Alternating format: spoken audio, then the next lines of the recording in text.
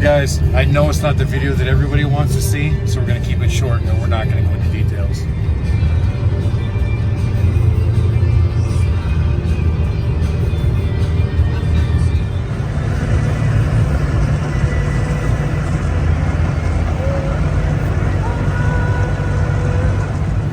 Well, good morning YouTube.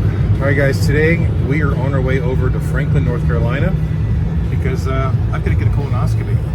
Like I said, I know that's not the video that everybody wants to hear about, and we're not going to go into great detail, but it's got to get done sometime. So today Katie is driving. They require that I have a driver to get me home, but I could drive on the way there. But I figure I chauffeur Katie around just about everywhere. As it should be. Today's her day.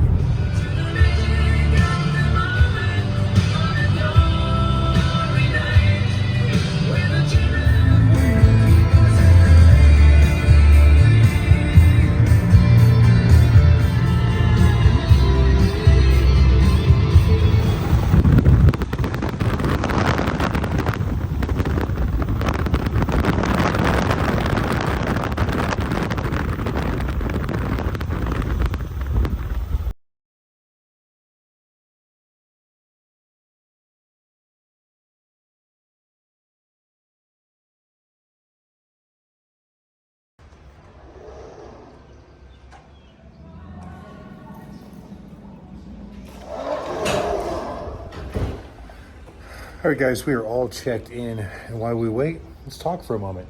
I know this isn't the typical video that you expect from me. We don't go into medical procedures here, and we're really not going to go into the medical procedure, but I figured I have this platform, and it's something that, you know, I think is important, and I think there's a stigmatism out there about people getting colonoscopies and getting checked, and I'd love to see people get past that.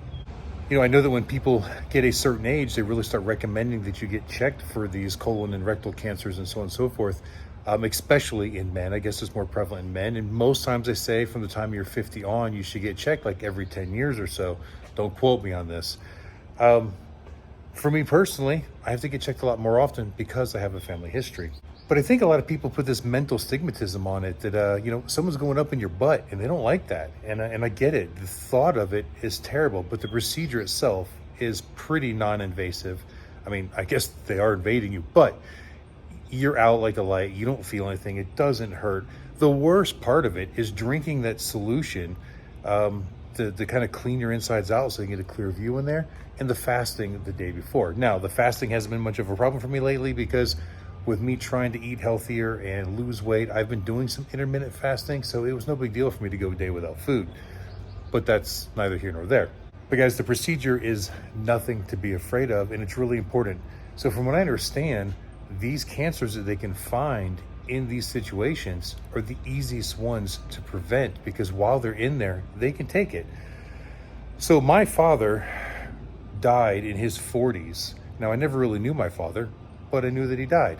And he died in his 40s from colon cancer. And from what I understand, it's not a very pleasant way to die, and I don't wish that upon anybody.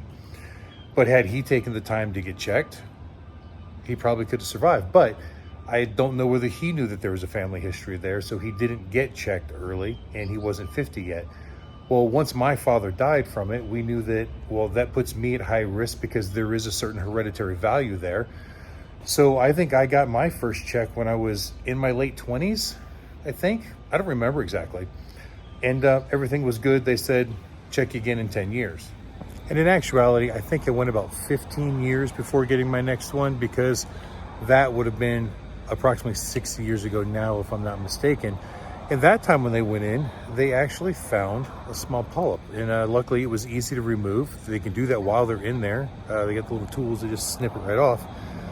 And then they did some testing afterwards, and it turns out that it was precancerous. So had we not caught that, that could have grown into something that could have really turned into a big problem. And because of them finding that polyp and it testing to be precancerous, it was determined that I needed to be seen more often. So from now on, for the rest of my life, I get tested every 3 years.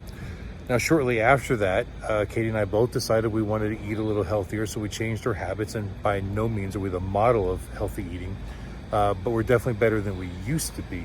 So 3 years later, I go back in for another one, and those changed eating habits had obviously had some kind of a benefit, The doctor afterwards came back and said, hey, whatever you're doing, keep doing it. There were no polyps. Everything was clean. And even the diverticuli or diverticulosis, I forget which, the little small pockets that can form in your intestines and your colon, they had actually started to shrink and not be as prevalent, which apparently that's something that's non-reversible, and whatever we did was making that better. So everything looked good, and he said, whatever you're doing, keep doing it. So now here we are, 3 years later, doing another one. And, you know, we still tried to eat better. We go through our phases where we don't. But regardless of your eating habits, guys, the whole point of this is just to get checked. And it can save your life. It really could. Remember, it's not always just about you. You've got loved ones, people that want you around, even if you don't really give a darn. Other people do. So get over the stigmatism. Get yourself checked, because it's just a good idea. All right, I'm gonna go in for my appointment. We'll see how everything goes.